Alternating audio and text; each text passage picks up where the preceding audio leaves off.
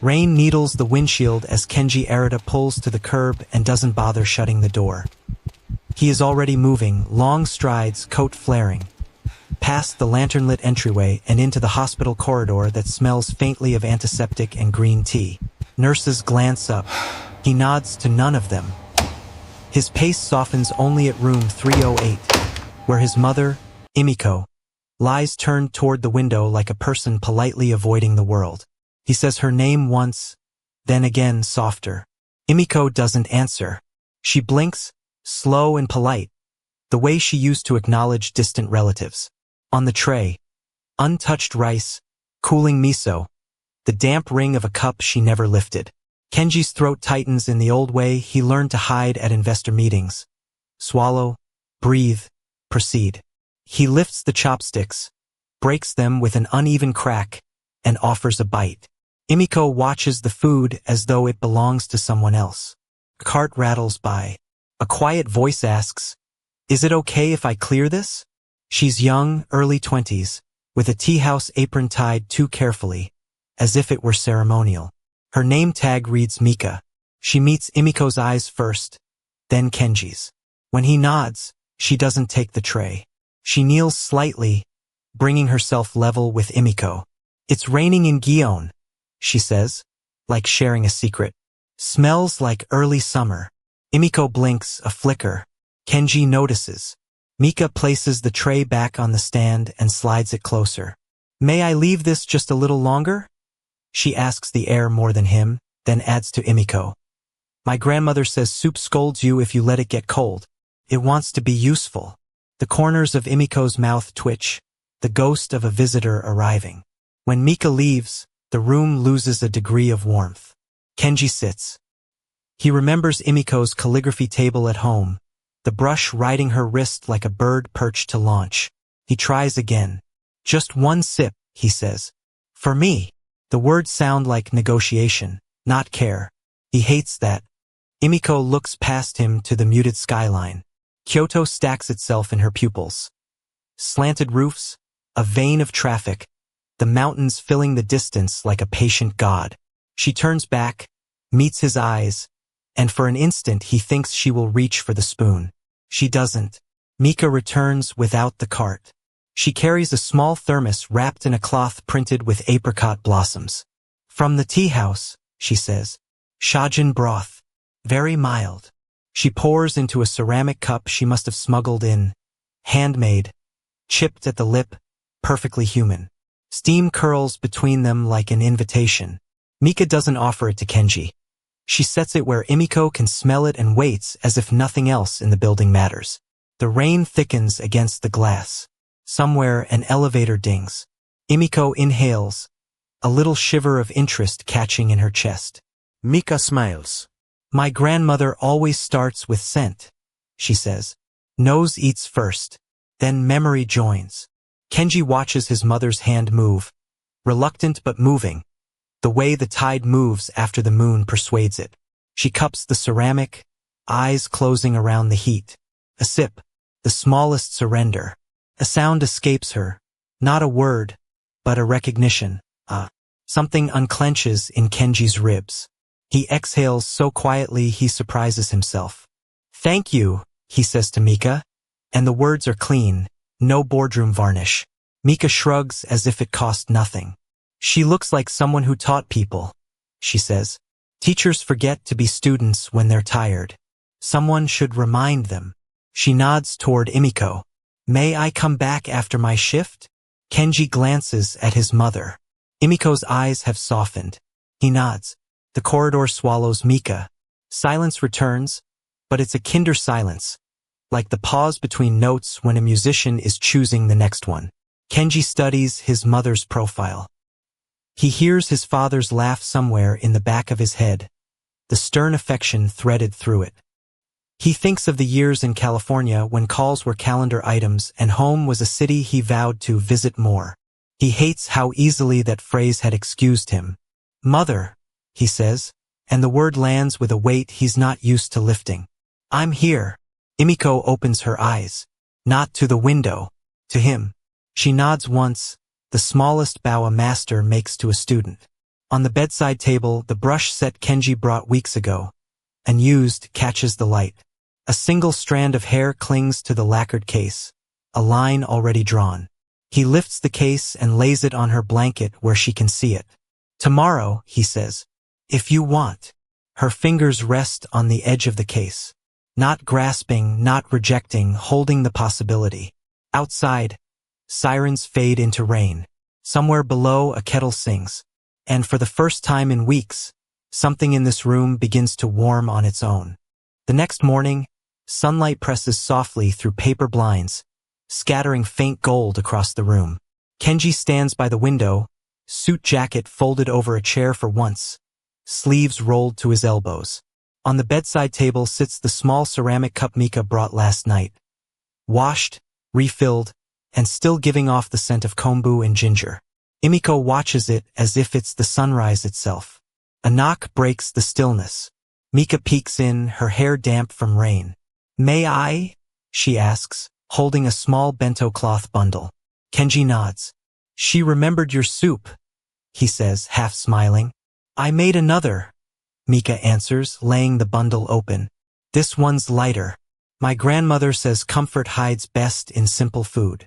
Emiko's gaze moves from the food to Mika's face. You remind me of my student, she murmurs, voice grainy but audible. It's the first clear thing she's said in days. Kenji freezes, then sits back down, afraid to interrupt. Mika smiles shyly.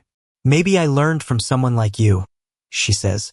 I'm studying design part-time, but I cook better than I draw.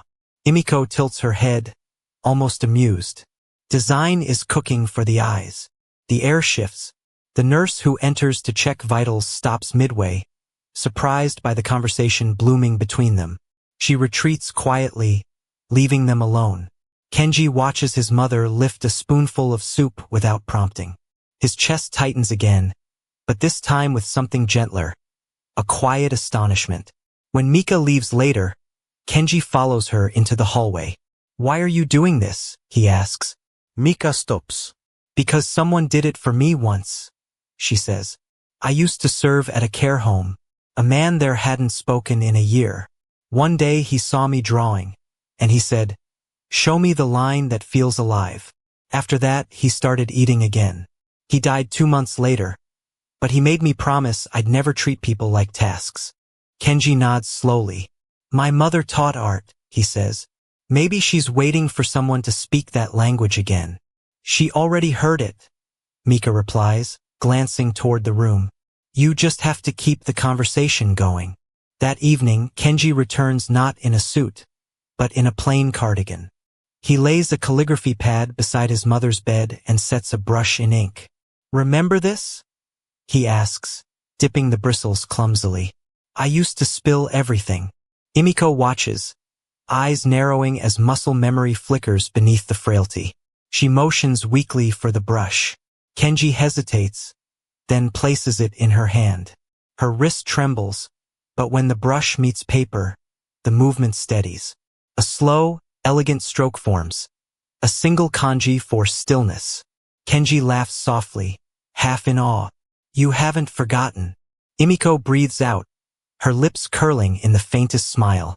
Stillness, she says, is not silence. It's waiting for sound. Her voice lingers in the air like perfume. Later that night, Kenji sits in his car outside the hospital. He scrolls through unread emails, then locks the phone. He looks out at Kyoto's narrow streets, the puddles mirroring red lanterns. In his reflection, he barely recognizes himself, the man who once measured time in market shares and meetings. He thinks of Mika, her quiet certainty, and of his mother tracing meaning back into paper. Something in him rearranges. He drives not home, but to the small tea house Mika mentioned. Through the fogged glass, he sees her wiping tables, sleeves rolled, humming faintly. He steps inside. The air smells of roasted barley and plum. She looks up, startled. You found it, she says. He gestures at the empty counter. I wanted to thank you properly. She pours tea without asking what kind. You don't need to, she says. Ido, Kenji insists. I've hired therapists, nurses, chefs. None of them reached her. You did. I don't understand how. Mika sets the cup before him. Because you were hiring solutions, she says quietly. Not company. She doesn't need to be fixed. She just needed to be seen. The words land with the weight of something he's avoided hearing for years. Kenji stays until closing. They talk about Kyoto summers, about Emiko's old art exhibits, about the loneliness that hides inside success. When he leaves, the street has gone quiet. He looks back once and sees Mika drawing a small sign on the chalkboard. Warm soup, warm hearts. He smiles faintly and walks into the mist, unaware that something inside him, long dormant, is finally beginning to thaw. 2 days later, Emiko's room smells faintly of ink and broth instead of medicine. Sheets of calligraphy practice line the wall, some shaky, some sure. The nurses have started calling it the art room. Kenji spends his mornings there now, laptop untouched, phone face down, learning how to mix sumi ink with the same precision his mother once demanded from him as a child. Mika comes each evening always carrying something simple. A rice ball, a folded poem, a story about someone she met at the tea house. She talks more to Emiko than to Kenji, but the rhythm of her presence tugs both of them into the same current. One night, as they eat together, Emiko looks at Mika and says, "You make this place sound alive." "It is," Mika replies. "You just forgot how to listen." Emiko chuckles, a dry, musical sound. "So did my son." Kenji glances up from the bowl in his hands. The comment isn't cruel. It's true, and it lands softly because there's no accusation left behind it. "You're right," he says quietly. "I stopped listening to anything that wasn't measurable." Mika leans forward, elbows on knees. "And how's that been working out?" He smiles for the first time without restraint. "Expensive." The room bursts briefly into laughter, small and human. Later, when Mika leaves, Kenji sits beside the window while his mother dozes. Outside, Kyoto glows under a drizzle that turns every lantern into a floating ember. He watches the reflection of the rain slide across the glass and remembers the nights he spent alone in high-rise hotels, thinking silence meant peace. He realizes now it was just emptiness. The next morning, he arrives early. Emiko is awake, brush in hand. "Help me write something," she says. He brings the inkstone closer. "What word?" She thinks for a long moment. "Kizuna," she answers finally, "bond." Kenji steadies the paper while she writes, the brush trembling but sure enough to finish the final stroke. The word stands bold and alive, darker than the rest. Mika arrives to see it still drying. "That's beautiful," she whispers. "It looks like movement." Emiko smiles faintly. "It's meant to be." Kenji looks at her, understanding blooming behind his tired eyes. "Maybe we can make it real," he says. That afternoon, he takes a walk through the hospital garden, phone in hand. For the first time, his messages are not about numbers but names. People he trusts, people who can build things. By evening, he's drafted the skeleton of an idea. A small foundation pairing young artists with lonely seniors to share stories and skills. When he shows it to Mika, she looks stunned. "You're serious?" "I owe you both," he says simply. "You reminded me what living looks like." Mika glances toward Emiko, who's pretending not to listen. "If you want people to join," she says, "it has to feel like more than charity. It has to feel like family." Kenji nods. "Then we'll call it Project Kizuna. No titles, no donors. Just stories shared." Emiko looks up from her bed, eyes gleaming. "Make sure they bring their brushes," she says. Weeks pass. The hospital garden becomes their test ground. Mika brings her classmates. Emiko teaches them how to grind ink and breathe through the stroke. The old patients who once stared blankly at television screens now sit under the maple tree, trading recipes and haiku. Kenji stands by the walkway, watching his mother move among them, her hair silver in the sunlight. She corrects a student's grip, laughs when the girl smudges her sleeve. Mika watches too, camera in hand, capturing what she calls living art. When Kenji looks at her, their eyes meet, both carrying the quiet pride of people who didn't plan for this but showed up anyway. That night, Emiko rests against her pillow, tired but content. You know, she says softly, I thought the end of my life would be quiet, but it turns out it just needed better company. Kenji sits beside her, brushing her hand gently. Then I'm glad I finally arrived. She looks at him. You always were late to class, she teases. They both laugh, the sound rippling through the night like distant wind chimes. Outside, Kyoto glows again, not with neon but with something steadier. Connection finding its shape, one heartbeat at a time. A month later, spring breathes through Kyoto. The cherry blossoms bloom early that year, spilling pink snow across the temple rooftops and the hospital courtyard where Project Kizuna now meets every weekend. Dozens of young volunteers gather around long wooden tables. Elderly patients, some still in wheelchairs, dip brushes into ink or share tea with nervous art students. The garden hums with the soft rhythm of shared stories. Laughter, pauses, the delicate hush before memory returns. At the far end of the courtyard, Emiko sits beneath a blooming cherry tree. She's thinner, but her eyes shine with the same calm energy she once carried when teaching. Mika kneels beside her, arranging calligraphy sheets so the wind won't scatter them. Kenji stands a few steps away, camera hanging from his neck, sleeves rolled to his forearms. He doesn't look like a CEO anymore, more like a son who has finally learned how to show up. Emiko calls out, Kenji, come here. He steps forward. She hands him a sheet of paper, the kanji drawn carefully across it. Kansha, gratitude. For you, she says. You finally learned the right word. Kenji takes it, his throat tight. And you taught it the hard way, he says. She smiles. The right way. Nearby, Mika snaps a quiet photo. Mother and son, ink and paper between them, cherry petals falling like blessings. Later that evening, the garden empties. Only the three of them remain, folding the leftover sheets, cleaning brushes. Mika pauses, watching Emiko trace a finger over a half-finished calligraphy piece. Do you ever get tired? Mika asks gently. Emiko looks up. I get alive. Then I rest. She glances at Kenji, who's loading boxes into his car. You'll take care of this, won't you? He nods. Every week. We already have requests from other cities. They want to bring Kizuna to their hospitals. Emiko breathes deeply, satisfied. Good. Then I can disappear knowing something stayed. Mika shakes her head. You're not disappearing. You're multiplying. Emiko laughs softly. That's a lovely lie, dear. Keep telling it. A few weeks later, Emiko passes away quietly, in her sleep. There are no monitors or alarms, only the faint scent of ink and flowers from the garden below. When Kenji finds her, her brush is still on the nightstand, a final character drying beside it. AI love. The funeral is small. Friends, a few nurses, Mika, and the young volunteers from Kizuna. No corporate guests, no speeches, just stories.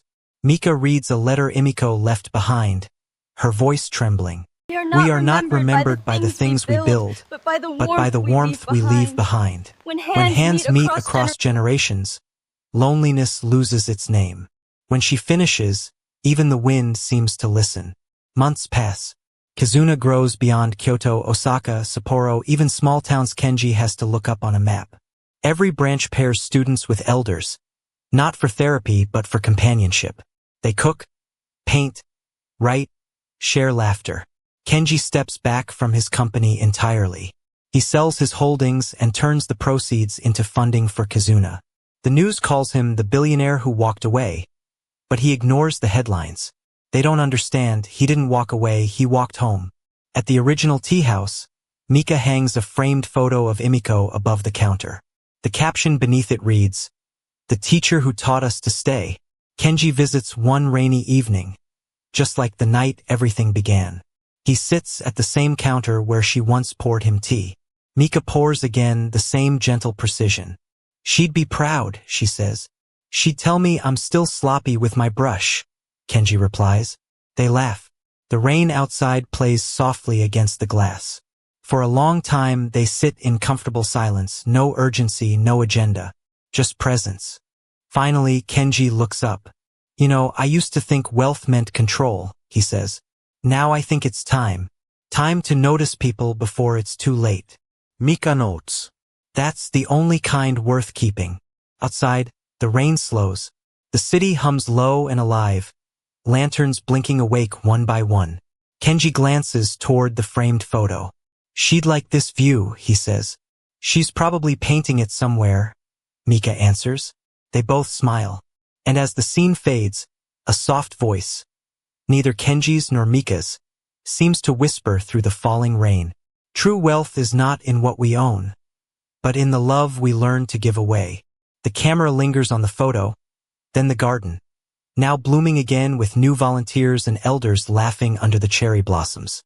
If this story touched your heart, don't keep it to yourself. Like, share, and comment to let others feel its message too.